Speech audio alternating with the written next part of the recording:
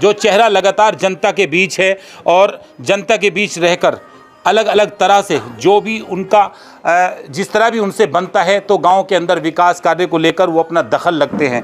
दिल्ली में सुना दिल्ली में कुछ दिन रहे, लेकिन लगातार फिर यहीं सक्रिय हैं और गांव की राजनीति में अपना दखल जो है एक बार फिर उनका बनने लगा है। जिला परिषद का चुनाव भी वो पहले लड़ चुके हैं, अब ग्राम पंचायत का लड़ रहे हैं, तो गांववासी उनको ये प्यार देंगे या नहीं। जो समस्याएं, मूलभूत सुविधाएं जो गांव के अंदर सरकार की तरफ से मिलती हैं, क्या उन पर चौधरी रिफाकत, अगर कल जनता ने उनको मौका दिया, क्या उस पर खरा उतरेंगे या नहीं। इसी सवाल के साथ हम शुरुआत करते हैं। चौधरी रिफाकत हमारे साथ जो सरपंच पद के उम्मीदवार हो हमारे सामने। सर, सबसे पहले हमारे चैनल में आपका स्वागत है।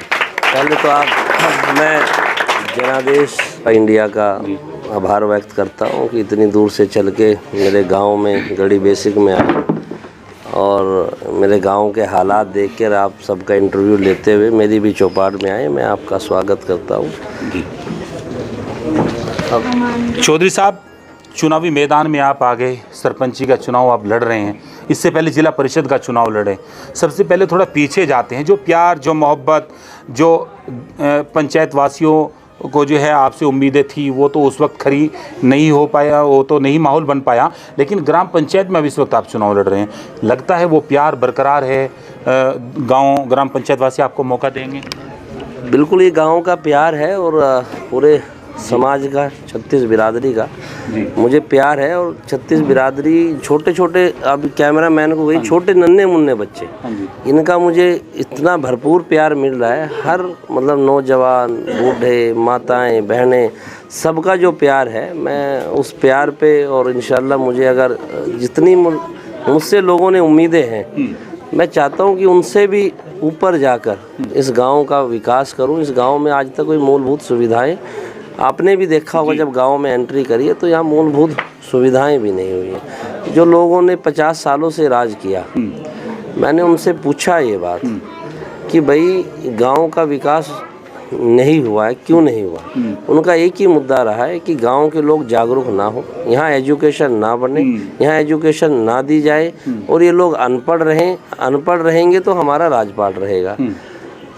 हम लोग, मैं बाहर रहा हूँ, मेरी तालीम थोड़ी बाहर की हुई है और मैं बाहर रहा हूँ, तो मुझे पता है कि भाई हम जागरूक हो गए यहाँ से बाहर निकलने के बाद। जब हम बाहर से, जब हम पानीपत, दिल्ली होते हुए गांव में आए तो हमने देखा कि हमारे लोग जागरूक नहीं हैं। चुनाव तो देखिए हर 5 साल में आता जाता रहता है, हार जीत तो मेरी किस्मत लड़ेगी। जनता का मुझे इतना भरपूर प्यार मिल रहा है, सहयोग मिल रहा है और इंशाल्लाह भारी मतों से चुनाव भी जीतेंगे। मेरा तो सिर्फ एक कहना है, मेरा जो मकसद था कि लोगों को मैंने जागरूक करना है, मुझे लगता है कि मैं कहीं ना कहीं उस विषय पे कामयाब हुआ हूँ और मैंने लोगों को जागरूक करा। आज युवा, नौजवान साथी जो है वो जागरूक हो गया है और हर आदमी के हाथ में स्मार्टफोन हो गया है। जो मैंने उन लोगों को कहा, भाई तुम लोगों ने पंचायती जो ज़मीन है वो पंचायती ज़मीन नहीं छोड़ी। इस गांव में 2009 में हरियाणा सरकार की तरफ से एक स्कूल आया था लड़कियों के लिए। सरकार ने कहा भाई ज़मीन दे दो, 8-8.5 करोड़ रुपए की लागत का वो कन्या विद्यालय था। इन लोगों ने उस स्कूल के लिए कोई वो जगह नहीं दी, कुछ नहीं दिया और वो स्कूल हमारे पास का गांव है जलमाना, पड़ोस में चला गया। अब हम लोग 2016 में चुनाव लड़े जिला परिषद का। उस टाइम भी आप शायद आए होंगे तो मेरे लोगों ने भरपूर समर्थन 36 बिरादरी ने, पूरे गोहान ने और 14 के 14 गाँव ने किया। लेकिन चलो कहीं ना कहीं हार जीत लगी रहती है, हम चुनाव लूज कर गए तो वो लोगों का जो हम लोगों को काम इन्होंने उम्मीद बांधी थी, शायद वो काम हम नहीं कर पाए। लेकिन उन 7-7.5 साल हो गए, मैंने जो भी लोग जिस विषय का भी काम लेके आए, मैंने पूरी कोशिश करी कि मैं काम करूं और मैंने बहुत हद तक जो भी मेरे से हो पाया तो वो मैंने काम करा। सबसे पहली बात, मेरा गांव गढ़ी बेसिक में पानी की निकासी का बहुत बड़ा मुद्दा था। पहले आए होंगे तो गाँव में जो मेन रोड है वहाँ जो अपना कब्रिस्तान है, पानी उसके अंदर भी रहता था। और एक आदमी बैठे हुए हैं राशिद नंबरदार जी, खेतों में उनके उनके खेत 4 एकड़ के आसपास उनकी लैंड है। जब पानी का निकासी नहीं होती थी तो पानी सारा उनकी ज़मीनों में चला जाता था, और जाने के बाद उनको मतलब 10 साल से खेती भी नहीं हो रही थी। तो इस बार मैं आया, जब मैं अभी 2019-20 में, क्योंकि लॉकडाउन के कारण मेरा अक्सर कर 100 के 100% रहना गाँव में हुआ। तो जब मैंने देखा कि 2 साल में लगातार बारिश हो रही है, बारिश बरस रही है और पानी गांव के अंदर घुसता है, तो मैं वहां गया इनके खेतों में। मैंने इनसे रिक्वेस्ट करी कि भाई ये अगर आपने ज़मीन नहीं छोड़ी तो गांव तो डूब जाएगा। और मैंने इनसे एक वादा ज़रूर करा था कि सरपंच का चुनाव इस बार हम लड़ेंगे, और मैं जानबूझकर छोटा चुनाव सरपंची का लड़ा, क्योंकि मैंने गाँव का विकास करना था। और मैंने इनसे ये वादा करा था कि मैं, क्योंकि उस टाइम इलेक्शन का अनाउंस हो गया था, लेकिन फिर सुप्रीम कोर्ट का स्टे हो गया तो बैक हो गया। तो मैंने उसी दिन इनको कहा था भाई चुनाव जीतने के बाद सबसे पहली जो समस्या का समाधान होगा वो जोड़ बनवाने का करूँगा। लेकिन चुनाव नहीं हुआ, लेकिन हमने पेपर, ऑन रिकॉर्ड पेपर हमने फाइल चलवा दी थी उसी टाइम से। उसका ये नतीजा हुआ कि इलेक्शन से पहले ही हम कामयाब हुए, और पानी की निकासी का जो सबसे बड़ा मुद्दा था वो मैंने दूर करा। मैंने हरियाणा सरकार से, और हमारे MP हैं यहाँ पे सांसद संजय भाटिया जी, हमारे सांसद जी से मिलके मैंने 2,51,00,000 रुपए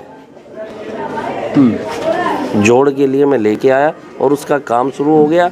और इस बार जो यहाँ बारिश आई, कोई भी एक बूंद पानी गाँव में नहीं रही, सारा पानी बाहर गया। ये काम तो हमने करा आते ही। जो चुनाव के लोग, जो उम्मीदवार लड़ रहे हैं, उनसे पूछ लो भाई इन्होंने एक काम बता दें मुझे 50 सालों में कि हमने ये काम करा। मैं राजनीति छोड़ दूँ अगर ये एक काम भी बता दें कि भाई हमने ये काम करा है, और हमने ये, इन्होंने काम एक जरूर करा है, अपना खुद का काम करा, अपने घर का। जितनी पंचायती लैंड ज़मीनें थी यहाँ पे, वो ज़मीनों अपने अंडर में ले ली, सारा ज़मीनों का कब्जा कर लिया। मैंने कागज़ निकलवाने शुरू कर दिए, क्योंकि मैं तो चुनाव लड़ना, मैंने पता भी ज़मीनें तो सारे गांवों में है, हमारे क्यों नहीं है। तो मैंने वो सारी ज़मीनों के कागज़ इन्हीं से निकलवाए, और मैंने ये देखा कि मैं हैरत में रह गया कि जो लोग यहाँ पे राज कर रहे थे, सरपंच बने, सारी ज़मीनें उनके नीचे थी। हमने उन पे केस डाला, DM कोर्ट्स में उनकी अपील करी। DM साहब ने वो कोर्ट हमारी बातें सुनी, और उन्होंने इनके खिलाफ नोटिस जारी करे। नोटिस जारी करने के बाद ये लोग कोर्ट में पेश, मुनादी करवाई, कोर्ट में पेश नहीं हुए। जब नहीं हुए, 1 साइडेड मैंने ऑर्डर करा दिया, लेकिन इतने में आचार संहिता लग गई। ये चुनाव नहीं लड़ रहे हैं, अपनी जान बचाने का चुनाव लड़ रहे हैं कि ये रफाकत चुनाव जीत गया तो सारी ज़मीन छीन लेगा। सिर्फ इस चीज़ को लेके ये चुनाव लड़ रहे हैं। इनको आम जनता का या गाँव के विकास से कोई लेना देना नहीं है, सिर्फ अपनी जान बचाने का ही चुनाव लड़ रहे हैं। तो रफाकत जी, तो ये जान बच पाएगी कि नहीं बच पाएगी, फिर ये भी बता दो आखिर में। देखिए, ये मैं ऑन रिकॉर्ड आपसे बात कर रहा हूँ। चुनाव हार जीत तो हमारी किस्मत में होगी। इंशाल्लाह हम 100% चुनाव जीतेंगे भी, और चुनाव जीतने के बाद 1 हफ्ते के अंदर अंदर जो ज़मीन है उस पर बुलडोजर चलवा देंगे। ये मैं ऑन रिकॉर्ड कह रहा हूँ, सरकारी ज़मीन है, खाली करा देंगे। ये मैं ऑन रिकॉर्ड आपसे कह रहा हूँ।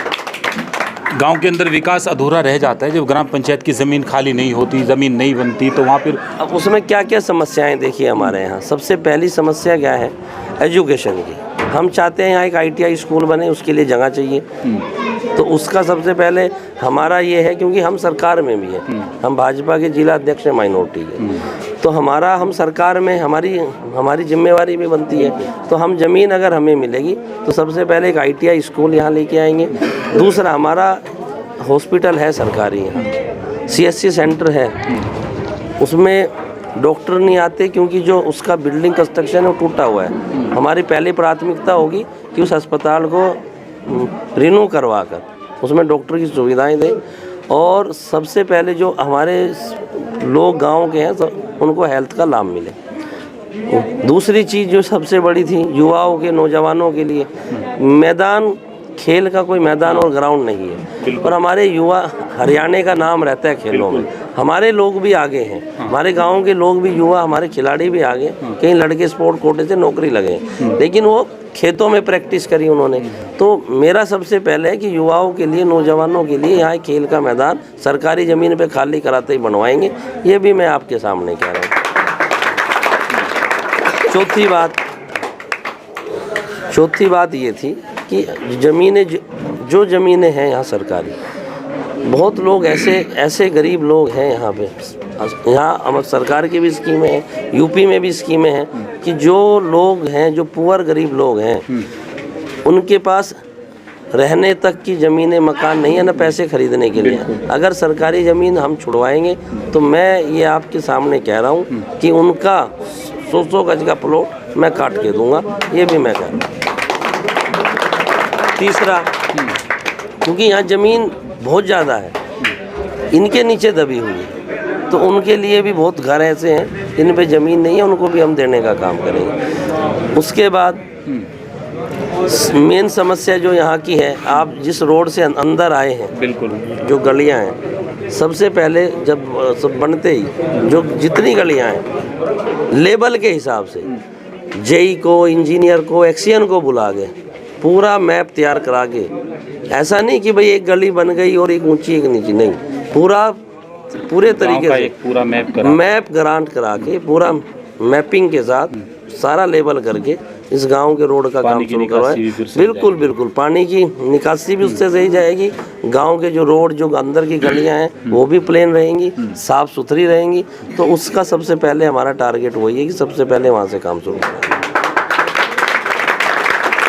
उसके बाद मैं आपके माध्यम से कहना चाहता हूँ कि हमारा यहाँ स्कूल था, अभी स्कूल 12 तक हो गया जी, अपग्रेड नहीं हुआ है। जो उसमें स्कूल में जो बच्चे जा रहे हैं, जो बिल्डिंग है, उसकी आवाज़ किसी ने नहीं उठाई, क्योंकि वो भी जिम्मेदारी जो सरपंच बनता है उसकी होती है। उस न्यू कंस्ट्रक्शन के लिए, उसमें जो रूम टूटे हुए हैं, उसके रिकंस्ट्रक्शन के लिए भी हम सरकार से उसका ग्रांट मांगेंगे और सरकार से ग्रांट मांगने का काम करेंगे। और मैं आपके माध्यम से कहना चाहता हूँ, अभी की बात है, मुझे पता चला यहाँ गडरिया समाज, पाल समाज एक है, मैं उनके यहाँ गया, चौपाल की उनकी बहुत बड़ी समस्या थी जी। कोई भी लोग, मतलब 40 साल से उन्होंने, विचारों ने चौपाल के पैसे नहीं दिए। सरकार से पैसे आए, लेकिन जो सरपंच थे खा गए वो चौपाल के पैसे। पैसा उन तक पहुंचा ही नहीं है, खा गए पैसे उनके चौपाल के। मैं गया उस दिन उनके घर पे, सारा समाज इकट्ठा हो रहा था। मैंने उसी दिन माननीय सांसद संजय जी से बात करके उनकी निधि से 5 लाख रुपए तुरंत मंजूर करवा दिए, तुरंत। मतलब मैंने देर नहीं लगाई, मैंने उनके सामने ही फ़ोन स्पीकर करा कि भाई साहब मैंने 5 लाख की घोषणा कर दी, आपकी तरफ से ये मंजूर है कि नहीं है। संजय जी ने कहा विकास में सरकार की तरफ से और मेरी ग्रांट से कोई समझौता नहीं है, आपने कर दिया, हाँ भर लो, आचार संहिता के बाद 5 लाख रुपए मेरी निधि से लेके जाएं। ये काम हमने सबसे पहले बनते ही, हम बने नहीं हैं, लेकिन हमने उनको 5 लाख की निधि दिलाई। अलवी समाज हमारे यहाँ, चौपाल की उनकी समस्या है, आज तक ये किसी ने आवाज़ नहीं उठाई कि भाई यहाँ चौपाल बननी चाहिए। हर बिरादरी की चौपाल है, वाल्मीकि चौपाल है, गुज्जर चौपाल है, लेकिन अलवी समाज यहाँ पे मतलब और समाजों के बाद सबसे बड़ा समाज अगर है अलवी समाज है। उनकी चौपाल की बात आई तो हमने उनसे कहा भाई जिस दिन चुनाव जीतने के बाद सरकारी ज़मीन उनके वहीं नियर में पड़ी है, चौपाल का निर्माण स्टार्ट करवा देंगे, ये भी हमने उनको कहा है। उसके बाद हमने कहा कि गांव में शादी ब्याहें होती हैं, कोई यहाँ पार्क या कोई वो नहीं है ना, कोई मतलब जिसमें इकट्ठा होके आप जो है यहाँ ब्याह शादियाँ, बैंक्वेट हॉल है या कुछ भी, तो एक बैंक्वेट हॉल हम चाह रहे हैं कि अपनी निधि से ग्राम पंचायत में एक बैंक्वेट हॉल सारे गाँव के लिए हम देंगे, जिसमें सारे गाँव के लोग उसमें शादी कर सके और कोई उसमें किसी को दिक्कत ना आए। ये भी हमारा है कि हम सबसे वो भी काम हम जैसे चुनाव जीतेंगे 3 साल के अंदर हम ये सारी चीज़ें पूरा करेंगे जो हम आपके सामने कह रहे हैं। उसके बाद हमने सोचा कि भाई यहाँ जो है सबसे जो अहम समस्या थी लेबर क्लास लोग बहुत हैं, जी ट्रॉलियों पे जाते हैं और बहुत हादसे हुए हैं हमारे यहाँ। नौजवान युवा लड़के जो अनपढ़ हैं वो ट्रॉली भरते हैं, ट्रॉली हादसे दुर्घटना हो जाती है, उनके इंतकाल हुए, हड्डी टूटी, रीढ़ की हड्डी टूटी, हर साल कई आदमी मरते हैं। सरकार से भी उनको कुछ लाभ बहुत कम मिल पाता है क्योंकि वहाँ तक पहुँच नहीं पाते। तो पहले तो हम सरकार से लाभ दिलवाएंगे, लेकिन उससे पहले मैंने करा है कि जितनी हमारी यहाँ लेबर है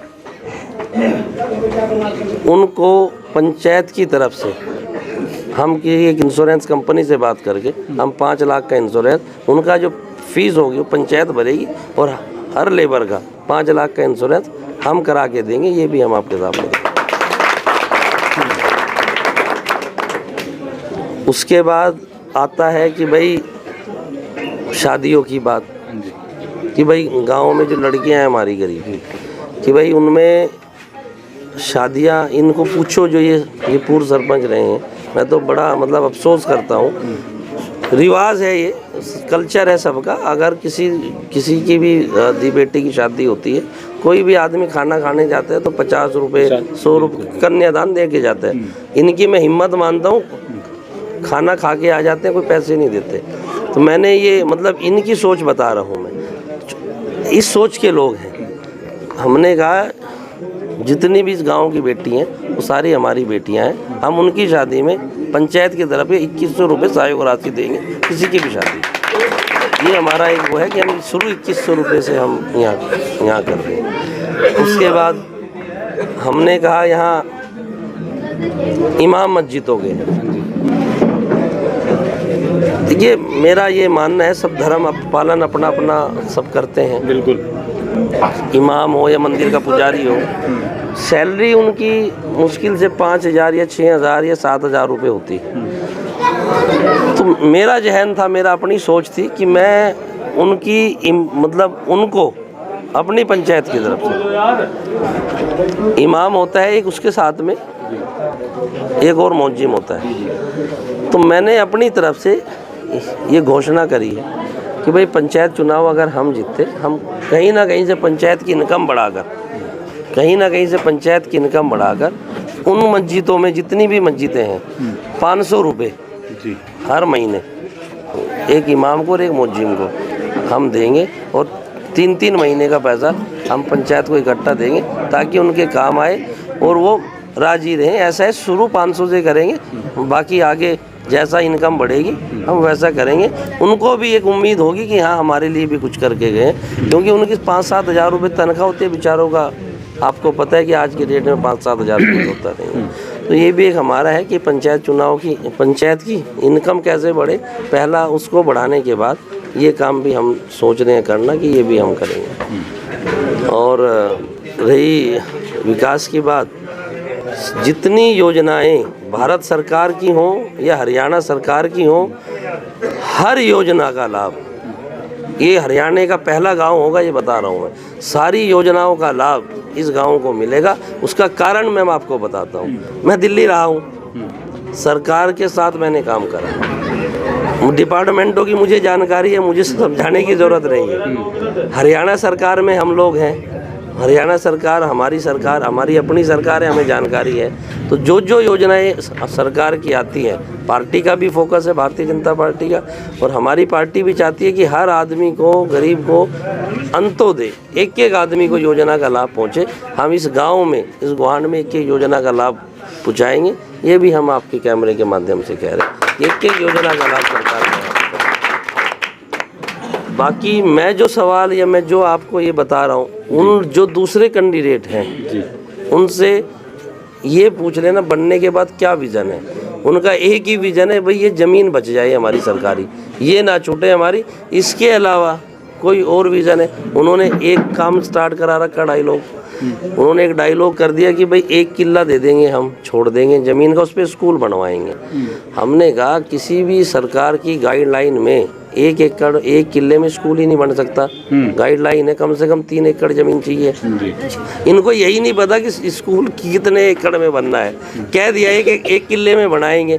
अरे भाई, सरकार की जो गाइडलाइन है, जो फाइल चलेगी, जो प्रोसीजिंग है, एक अनपढ़ आदमी कह रहे एक किला छोड़ दूंगा, क्योंकि लोग जागरूक नहीं थे पहले, लोग जागरूक हो गए। अब उनको तकलीफ़ ये है कि हम कहें तो क्या कहें, अब मुंह से तो निकल गई कि भाई 1 किला ज़मीन का छोड़ देंगे, स्कूल बढ़ा देंगे। तो मैंने कहा भाई पहले आप हर सरकार की जो गाइडलाइन है वो पढ़ो कि कम से कम इतनी एकड़ लैंड चाहिए इसके लिए। तो वो उनके पास उनका है नहीं, हमारा है कि जो लैंड इनके पास में है वो खाली करके लड़कियों के लिए और ITI स्कूल की हम मांग अपने MP साहब सांसद महोदय से करेंगे। और हम पूरी कोशिश करेंगे कि यहाँ लड़कियों का एक स्कूल बने उस लैंड के अंदर, ये भी हम सोचने का काम कर रहे हैं। और बाकी आप इनसे पूछ लेना या पूछ के आए होंगे हमारे, देखिए कहने को तो बहुत कुछ है ना, मैं किसी की वो मुखालफत कर रहा हूँ। मेरा जो मकसद था, मुझे लगता है इंशाल्लाह मैं कामयाब हुआ हूँ कि लोगों को जागरूक करने का काम मैंने करना था। लोग जागरूक हो गए और एक आम गरीब आदमी भी रफाकत बन के काम कर रहा है इस गांव में। मेरे लिए सबसे बड़ी खुशी की बात है कि एक गरीब आदमी भी रफाकत बन के चुनाव में काम कर रहा है और चुनाव जीतने के बाद भी वो रफाकत ही रहेगा। मैं रफाकत नहीं हूँ, हर युवा हर नौजवान मैं भी रफाकत हूँ ये नारा लगा रहे। और इसी के साथ मैं जो है आपसे कह रहा हूँ कि जो लोगों की मुझसे उम्मीदें हैं इंशाअल्लाह मैं हर तरह से पूरी करने की कोशिश करूँगा। ये मैं आपके चैनल के माध्यम से कह रहा हूँ। बाकी आप आए, आपका बहुत बहुत शुक्रिया। देखिए मैं आपको बता दूं, एक लंबी बात चौधरी रफाकत जो यहाँ से सरपंच पद के उम्मीदवार है, एक लंबी वार्ता हमारी उनसे हुई। इतना समय हमारा समर्थकों ने नहीं लिया। देखिए जब खुद का प्लान कोई होता है ग्राम पंचायत को बनाने, सजाने और संवारने का, तो हकीकत में उसमें समय ज़रूर लगता है। लेकिन 5 साल का जब समय मिलेगा और ये प्लान जो आज ऑन रिकॉर्ड इन्होंने बताया जब इस ज़मीन पर उतरेगा, तो ये भी बात सत्य है कि गांव हकीकत में ही हरियाणा का नंबर 1 गांव बनेगा, क्योंकि इनके पास अपना एक प्लान है, सभी विभागों की जानकारी है, अच्छा खासा अनुभव है। उस अनुभव को ज़मीन पर उतारने का इनका एक प्लान है। चलिए देखते हैं ये ज़मीन पर प्लान कब उतरेगा, जनता इनको मौका देगी या नहीं ये तो समय बताएगा। लेकिन एक मजबूत दावेदारी के साथ चौधरी रफाकत चुनावी समर में कूदे हुए हैं। आप एक बार आखिर में देख सकते हैं यहाँ पूरी उनकी वो टीम है जो लगातार यहाँ इनके पक्ष में माहौल बना रही है, लगातार घूम रही है। तो चौधरी रफाकत से एक लंबी वार्ता हमारी हुई, बहुत अच्छे से उन्होंने बात की। तो बन रही है पूरी रिपोर्ट के लिए जनादेश TV इंडिया को YouTube, Facebook पर जाकर सब्सक्राइब करें, शेयर करें और लाइक करना ना भूलें। नमस्कार।